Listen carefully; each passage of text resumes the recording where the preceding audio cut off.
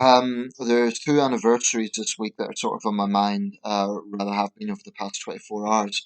One of them is it's now the 33rd anniversary of the crackdown at Tiananmen Square. Not surprisingly, the Chinese regime is trying its best to censor this once again. They have taken off all Western media from covering this. CNN, for example, can't get any coverage in Hong Kong today. A museum in Hong Kong dedicated to covering the event has been forced to shut down. Um, I'll just briefly talk about this then, about the other issue I wanted to talk about. I just think it speaks volumes. It's quite simple. If the CCP done nothing wrong, they've got nothing to hide. And this is something their apologists can't answer. These little 50-cent nationalists that come online and say, how dare the Western media bring this up? Um, they can't answer that question. Why is it they're so scared? Why is it the CCP is so terrified of this event being discussed? If, for example, they were putting down violent unrest and they had to do it, I don't believe that theory, but I think that's their argument. Then they would simply say so. But the fact of the matter is, they infantilize the Chinese people. They believe they can't handle the truth, so they just cover it up. The CCP are not only thugs, but they're also cards, and I've got nothing but contempt for them, which is something that I've never hidden. But yeah, sadly, it looks like there's just the number of Chinese people, mainland Chinese, who are being robbed of the truth, sadly continues to grow because it's generational. Young people are not being taught this, so it is sadly generational. I could very easily go to my Chinese social media and make a post about this, but either I would get taken down or I'd have a lot of animosity from external sources, and I'm not sure that it would necessarily achieve its goal. But certainly, if one of my friends were to ask me my thoughts on it, or if the subject came up, I wouldn't shy away from telling them. Right, so that's one issue. The other issue, or the other anniversary, so to speak, perhaps not as high profile. It's now the fifth anniversary of the death of Muhammad Ali, the famous American boxer, of course, needs no introduction. Almost certainly the most famous boxer ever. Although I do think Mike Tyson is not far off. Mike Tyson's a huge figure in popular culture as well. But let's just focus on Muhammad Ali for now. I've made very similar videos to this before, but I just think it's important to kind of reiterate the points because it's not a balanced playing field. The things I'm talking about don't really get a say in. And it's not just me, others have raised these things. Firstly, everything I'm going to say here is verifiably can be checked. It's the truth. Um, and secondly, my purpose here isn't to hit on Ali. I think that Ali was a fascinating man. He was a larger than life character and he was inspiring to many people and still is. So in no way am I a hater, which is a bit of a lazy term anyway. But anyway, um, I just think it's time to tell the truth about Muhammad Ali, both in and out of boxing circles. So let's look at it.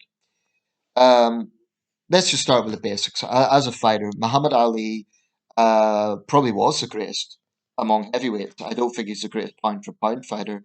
And even he didn't say he was. He credited that to Sugar Ray Robinson. I put him in the top 10. Certainly not number one. I think Floyd Mayweather, uh, controversial. Yeah, I do put Mayweather ahead of Ali pound for pound lists.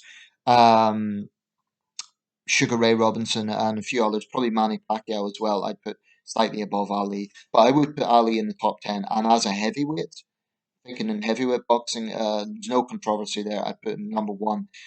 The only fighters that probably come close or are in that debate would be Joe Louis, Rocky Marciano, Vladimir Klitschko. Those three, and as much as I admire Klitschko, I probably wouldn't put him at number one. So I have no problem with Ali being considered the greatest heavyweight. He fought the best, he beat the best. He took risks. He did fight for too long, sadly, but I've no issue with him being considered the greatest heavyweight. And certainly he was a figure that transcended the sport. I mean, at one point it said that he was the most recognized person on earth. Quite possible. Today we have Tyson Fury, who, whilst not Ali, There's some similarities in terms of they both have had, big egos, big mouths, and expert showmen. That's what Tyson Fury carries through in a sense from that Ali persona, an extreme self confidence, but also Ali didn't speak about mental health in the same way, but I see some similarities between Tyson Fury and Muhammad Ali in terms of, they know they're controversial, they don't care. They're larger than life characters. Fury's a great heavyweight. I don't think that's a controversial thing to say at this point. I think he is a great heavyweight. And this, incidentally, in boxing is a remarkable time for British fans to think that the two top heavyweights in the world are both Brits. That's a rare occurrence, and it's something we should savour. Of course, I'm talking about Anthony Joshua and the other role. Um, no, that's a boxing side. No major controversy there. There's questions like would Ali have won an Ali Foreman rematch and so on. But those are the sort of questions you can get with any great fighter. I want to focus more on his life outside the ring because that is a major, major part of the Ali issue. And the truth of the matter is that something that the boxing community don't really want to accept because he's such a lionized figure. It's like it's blasphemy to say anything against Muhammad Ali, but the reality is, when he was at his peak, he was a controversial figure for a very long time. Um, you have to look at certain empirical facts. His so-called slave name, Cassius Clay, because this was a big point of the whole Ali black identity thing, um, that was a name that was given by his black parents. Um, and it was actually in honor of a famous 19th century abolitionist, contemporary of Abraham Lincoln, Cassius Clay. So his so-called slave name didn't really have a slave connection at all. This was at a time when a lot of black Muslims were changing their names to, putting X's and so on. He chose Muhammad Ali, which was his right, but the rationale for him doing so was somewhat false. There is a story that Muhammad Ali threw away his Olympic gold medal that he got in Rome into the Mississippi in protest at Jim Crow laws. Now, subsequent research has found that there isn't really any evidence of this, and it's more likely, it's one of those kind of urban legends. Is it true? Is it not true? It's more likely that he simply lost his medal. It happens. But Ali was always a great self-publicist and showman, and saying I threw this away to protest white racism clearly has more of a story to it than I simply lost it.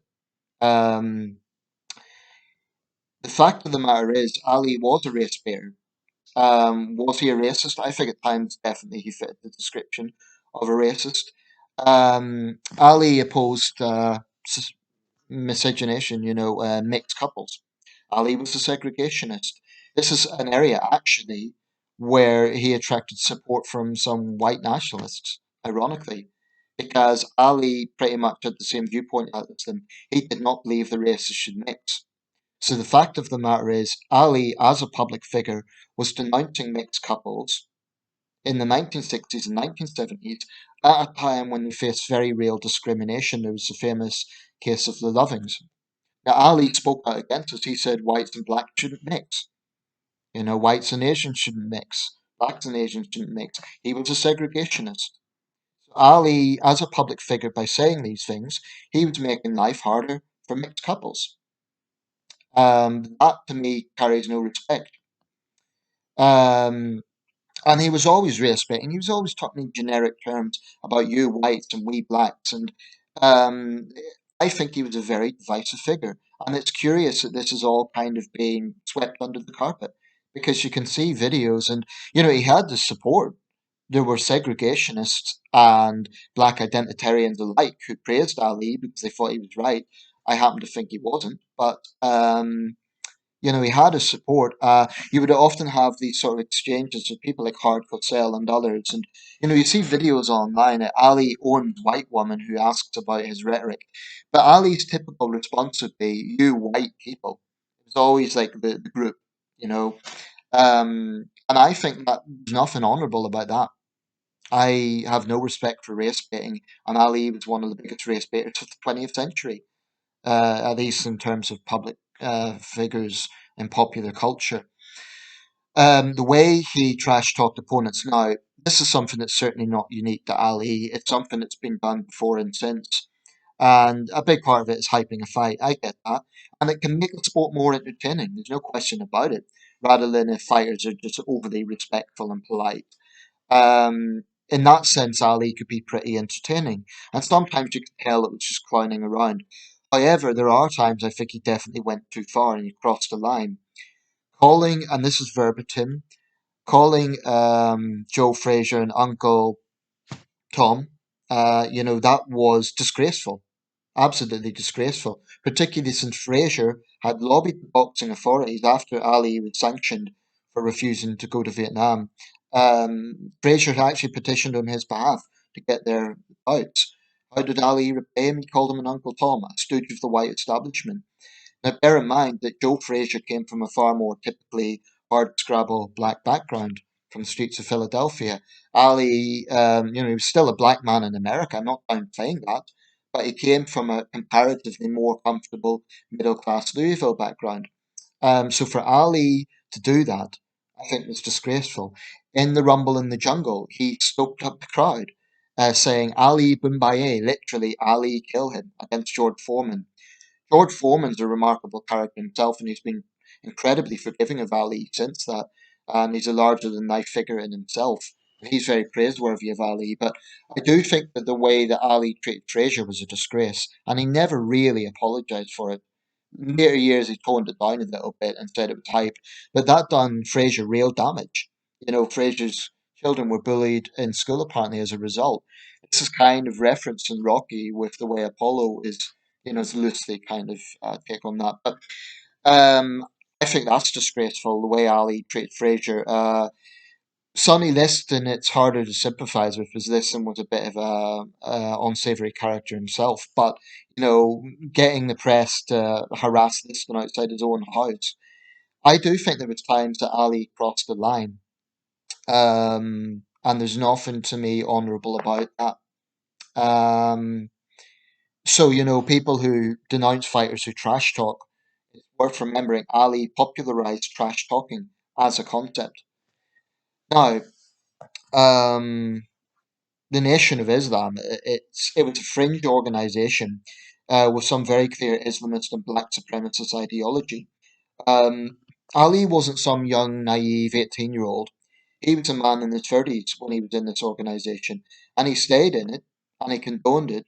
Even after his friend Malcolm X was assassinated, he somewhat distanced himself, but he never fully distanced himself from the Nation of Islam.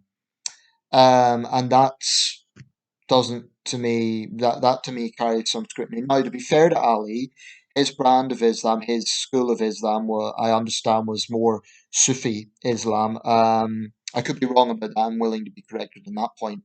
I wouldn't say Ali was particularly an Islamist, although he did have some quite puritanical views on, for example, women. Even though he was a womanizer, he would be angry if girlfriends kind of showed themselves at fights wearing being scantily clad and so on. He would be very puritanical about that. Yeah, he was a womanizer, so there was that kind of religious arrogance that you get with a lot of people who are quite devout. Um, so to me, there is a lot of contradictions about the man's life. Now, before people just say I'm a hater, it is true that he'd done a lot of humanitarian work. He played a very important role, for example, in hostage negotiation. I understand, for example, he helped get hostages releases from Saddam's Iraq. He inspired a lot of people. He'd done a lot of charity work. And I think that, to be fair to Ali, he never glorified drink or drugs or anything like that. And he always did take a firm line on young people getting involved in gangs and that sort of thing. I give Ali a lot of credit for that, particularly at a time in the late 60s when, unrest and urban disorder, racial tensions were all on the rise. Ali's stance against crime and criminals does warrant respect. I'll give him that. But, that was combined with race baiting at the same time. Um, but all of these things can be verified, and it's kind of a case of don't shoot the messenger. All I'm saying is things that can be found, right? So when it comes to Muhammad Ali, I've no problem saying people saying he was the greatest, he was, this, that, and the other. But when he died, his funeral was a major media event. Had ex-presidents like Bill Clinton speaking, uh, celebrities like Billy Crystal, and many others, religious representatives. It was like almost like a statesman had passed away. I do think he transcended the sport, and it's understandable that that got a lot of attention. I mean, my goodness, I've got about 4 or 5 newspapers just on that event, but or more even. But I do think that, particularly as time goes on, there needs to be a more honest assessment of Ali's life. He was an inspiring figure. He was a great, great fighter, but he wasn't always. Some of his attitudes and some of his positions to me do not warrant respect. And it's about time there's a bit more honesty about it. If you say you're anti-racist and you don't recognise Ali's race baiting, if you say you are against segregation, yet you kind of gloss over Ali's pro-segregationist views, etc. And I don't accept this argument, oh, well, he was a black man in 60s America, he had no choice. Um, there was choice, it was difficult choices, but there was those who were trying to build society, work together against racism, against discrimination, and then there was those who were becoming more and more tribalized on both sides. In my opinion, Ali didn't do a lot to ease tensions at that time. Um, I'm certainly not blaming him for everything, far from it. But I don't believe he particularly, as a public figure, I don't think he particularly built bridges at that time. I don't think, he was a black identitarian, and that's fine. That's what he was. Let's be honest about it. That's what he was.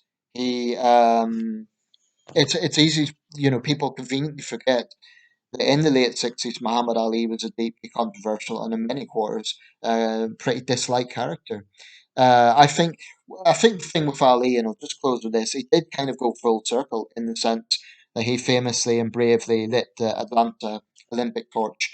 And it's can come across as almost callous talking about a man who did was badly afflicted by his Parkinson's for so long. But Ali fought too long, and that's a sad thing. He himself didn't want sympathy.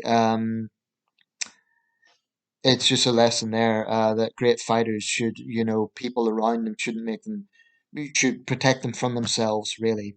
Um, but that's the truth about Muhammad Ali. He was a great fighter, an inspiring figure, particularly later in his life. But let's not just pretend that those many years, his formative years as a young man, as in his 30s, 40s, beyond, he was a controversial and divisive figure. It's just a reality. Thanks for watching.